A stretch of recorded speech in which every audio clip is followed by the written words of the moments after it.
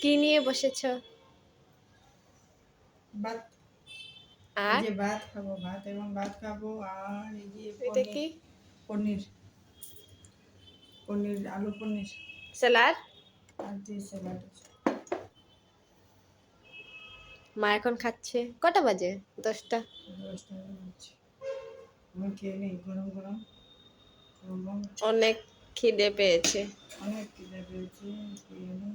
দেখি কীভাবে তরকারিটা কেমন হবে, টেস্ট জানি না। দেখে তো মনে হচ্ছে ভালোই হবে। দেখে মনে হচ্ছে ভালোই হবে।